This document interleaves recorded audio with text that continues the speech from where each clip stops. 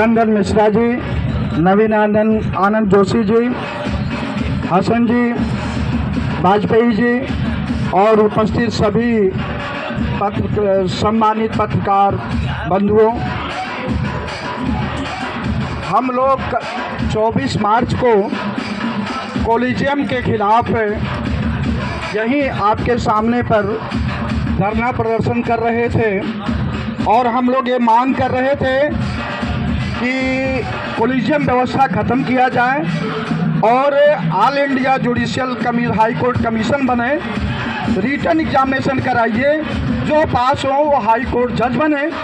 और उसमें एक डिमांड और भी था कि इंटरव्यू ज़्यादा से ज़्यादा 10 नंबर हो, क्योंकि यूपीएससी हो या स्टेट पब्लिक सर्विस कमीशन हो, सभी में यह सुना जाता है कि जो चेयरमैन और मेंबर होते हैं वो अपने अपने लोगों को कम नंबर आता तो इंटरव्यू में ज़्यादा नंबर देकर मेरिट बढ़ा देते हैं या पास कर देते हैं। दूसरे का होता है उसको कम नंबर देकर के फेल कर देते हैं, मेरिट कम कर देते हैं।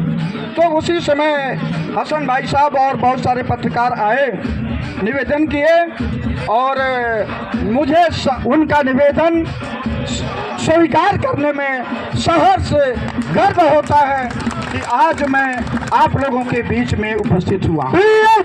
जिंदाबाद जिंदाबाद जिंदाबाद जिंदाबाद जिंदाबाद।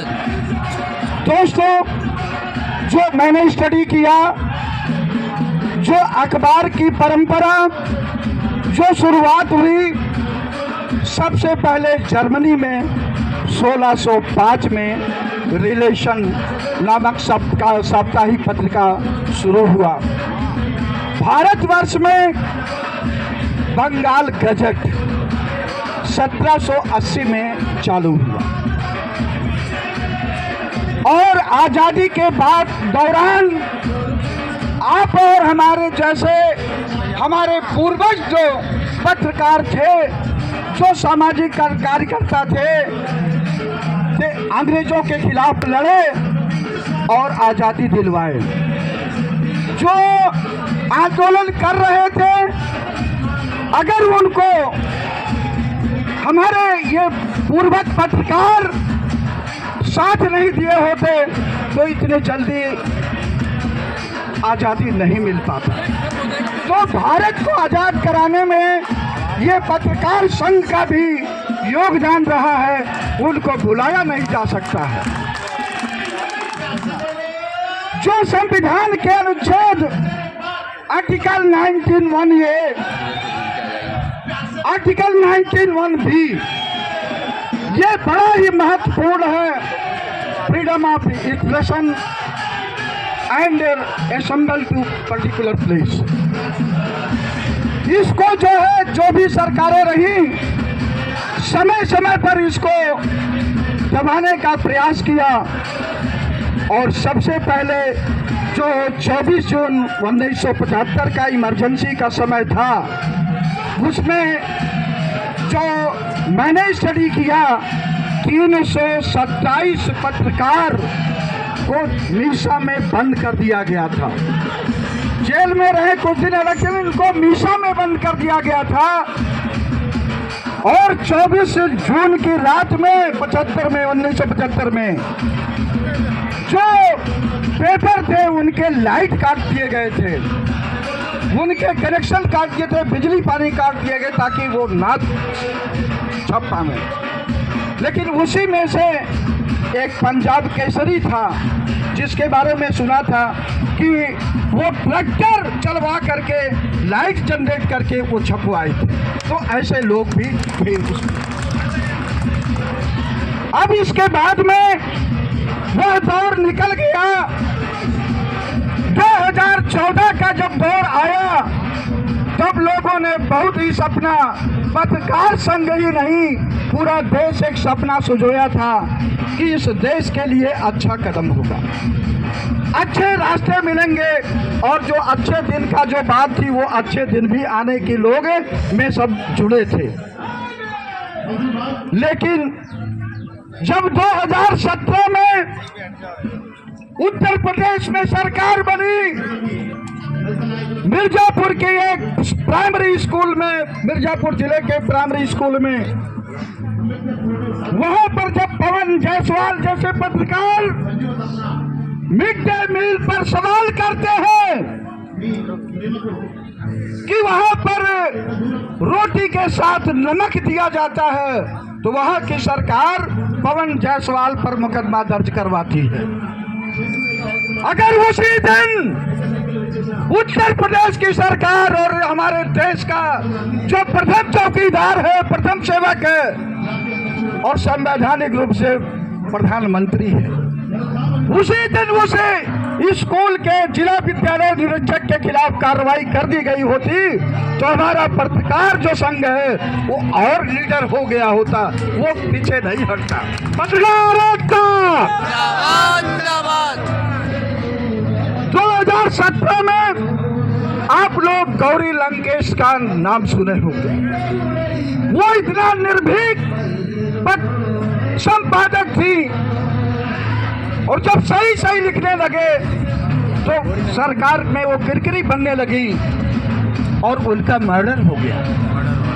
मर्डर होने के बाद में कई महीना तक उनके जो अपराधियों को नहीं पकड़ा गया था और ऐसे ही पिछले 10 सालों में जो मुझे सूचना है करीब करीब 28 पत्रकारों की हत्या हुई है, जिसमें 13 पत्रकार ऐसे थे जो पर्यावरण में काम करते थे, बहुत ही अच्छे ढंग से माइनिंग के खिलाफ उसमें जो अपराध होता था उसमें काम करते थे।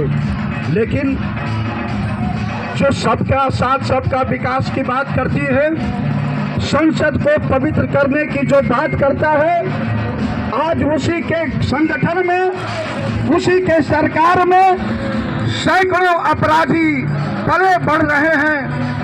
तो ऐसे लोगों से अपेक्षा नहीं की जा सकती है, लेकिन कोई ऐसा चीज नहीं है, कोई ऐसा समस्या नहीं है जिसका समाधान नहीं हो सकता है। भले देरी से हो लेकिन समाधान होगा। तो आप लोग जो इसके लिए सुरक्षा कानून, पत्रकार सुरक्षा कानून लागू हो, आपको मैं बता देना चाहता हूं 1984 में भोपाल गैस ट्रेजेडी हुआ था, उसमें हजारों लोग मारे गए, लाखों लोग अपना अपंग हो गए थे। और 1989 में राजीव गांधी की सरकार थी, 88-89 में वो अमेरिका से समझौता किए कि जो अपंग है जिनको दावा देना है वो क्रिमिनल केस नहीं चलेगा, हम उनको पैसा दे करके उनको हर जाना कर देंगे। उस संधि को चरणलाल साहू ने उसको चैलेंज किया सुप्रीम कोर्ट में कि ऐसा सरकार नहीं कर सकती है, क्रिमिनल एक्ट जो है वो इंडिविजुअल होता है, सरकार नहीं कर सकती है। तो यही सुप्रीम कोर्ट की संवैधानिक बेंच 5 जजों की बेंच ने ये होल्ड किया कि नहीं, state is a parent of the country, यानी जो राज्य है वो देश की एक संरक्षक है, एक पिता के समान होता, संरक्षक के समान होता है, तो वो समझौता कर सकता है। तो जब आज सुप्रीम कोर्ट के माध्यम से ये तय हो चुका है कि सरकार जो है एक माता पिता पेरेंट के रूप में होती, संरक्षक के होती है, तो ये माँ बाप का फर्ज होता है कि उसके अंडर में, उसके सामने, उसके आगे पीछे जो भी जनता है, जो भी जीव है, सबका जो है सही ढंग से पालन पोषण करें। अभी परसों के पेपर में थे, कल के पेपर में था, सांसदों का भत्ता 24% बढ़ा दिया गया। एक तरफ तुम अपने लिए बिना कोई डिस्कशन किए यूनानिमस मत से आप अपना भत्ता वेतन बढ़ा लेते हो, लेकिन जो ठेके में काम कर रहे हैं लोग, जिनको 8-10 हजार रुपया मिलता है, उनके लिए तुम्हारा कोई दर्द नहीं है।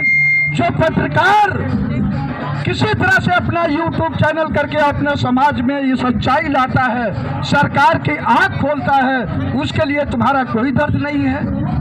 तो इसके लिए आप लोग देखिए, हम पेशे से वकील हैं। मेरी 38 साल की वकालत अक्टूबर में पूरी हो जाएगी। मेरी शुरुआत सुप्रीम कोर्ट से 1986 में हुई।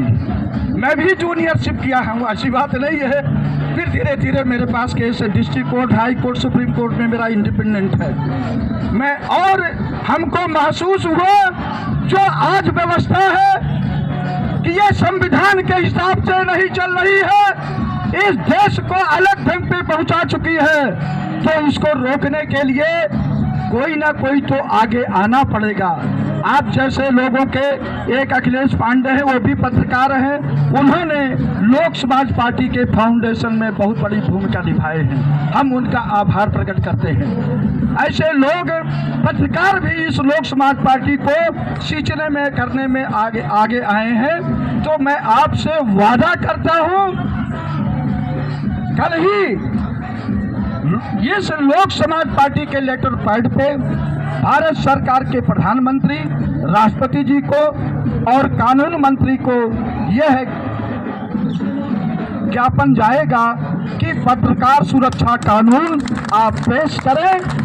और उसमें यह जो आप लोगों की डिमांड है कि कम से कम प्रोटेक्शन है। सब सरकार जो है, जो आपराधिक मामले में निपटने की जिम्मेदारी जो है, ये सरकार, ये जितने भी इस देश में जीव हैं, विदेशी नागरिक हैं, जो भी आते हैं, सबका प्रोटेक्शन करने की जिम्मेदारी सरकार की होती है। तो इसको हम आपको कहेंगे कि इनका अगर कोई ऐसी बात होती है तो स्पीडी ट्रायल हुआ उनके अपराधियों के खिलाफ हो, और जो पत्रकार अपने काम करते करते शहीद हो जाते हैं, उनके परिवार को कम से कम 1 करोड़ रुपया का मुआवजा दिया जाए, ऐसी व्यवस्था हम मांग करेंगे। और यही नहीं, जो सरकारी नौकरी में होते हैं, 60 साल के बाद में, 62 साल के बाद में, 65 साल के बाद में, रिटायर होने के बाद में जो क्लास 1 अफसर होते हैं, उनको 1.25 लाख 1.5 लाख रुपया तो पेंशन मिलता है। हमारे सांसदों का कई टर्म, अगर कोई विधायक है, सांसद है, कई बार है, तो उनका पेंशन मल्टीप्लाई हो जाता है। लेकिन एक पत्रकार है, जब तक उसके बाजुओं में, शरीर में खून दौड़ रहा है, तब तक वो दौड़ दौड़ के काम कर रहा है। लेकिन जब असमर्थ हो जाएगा तो वो कैसे करेगा। और आजकल का जो ये पारिवारिक ढांचा बिगड़ गया है, उसमें तो बच्चों से और आशा नहीं की जा सकती है। तो ऐसे समय में ये समय की पुकार है, देश की पुकार है, आम पत्रकार, बड़े पत्रकार, सबकी पुकार है कि कम से कम जब वो रिटायर होने के कगार पे पहुंचे तो हर पत्रकार को कम से कम 35-40 हजार रुपया पेंशन दिया जाए। ये हम लोक समाज पार्टी की तरफ से मांग करते हैं। और आप देखें, जैसे कोई नौजवान, जैसे आज अग्निवीर कर दिए हैं 4 साल का, अग्निवीर के पहले कोई जवान 18 साल, 19 साल, 20 साल में जब बॉर्डर पे पहुंचता है तो अपने सीने पर गोली खाने के लिए तैयार रहता है। उसी प्रकार चाहे छोटा पत्रकार हो, चाहे बड़ा पत्रकार हो, जब पत्रकारिता के क्षेत्र में उतरता है, कलम कर लेता है, तो वह बॉर्डर की जो सेना होते हैं उनसे कम उनका योगदान नहीं होता। वो भी सोचता है हम सच्चाई को उजागर करेंगे, चाहे मरे चाहे जी। बहुत बढ़िया, बहुत बढ़िया। तो ऐसे में ये बुद्धिजीवी वर्ग जो आप लोग इस देश की लोकतंत्र को बताए हुए हैं, चौथा स्तंभ है, ऐसे समय में आप लोग यहाँ पर आए, हम आपका आभार प्रकट करते हैं। और मेरा नंबर आप लोग ले लीजिए। कहीं भी डिफामेशन की कोई बात होती है, कहीं भी कोई क्रिमिनल की बात होती है, जो हम तत्काल आ नहीं पाएंगे, लेकिन जो हमसे जो हमारे में बुद्धि है, उसको कानूनी सहायता हम आपको एडवांस उपलब्ध करा देंगे। इसी शब्दों के साथ आप सभी पत्रकार बंधुओं का हम आपका आभार प्रकट करते हैं। नाम की जो बात है, नंबर लिख लीजिए 7217 864613। फिर से रिपीट कर लीजिए 7217 864613। इस पर व्हाट्सएप चलता है। और दूसरा नंबर ले लीजिए 994017।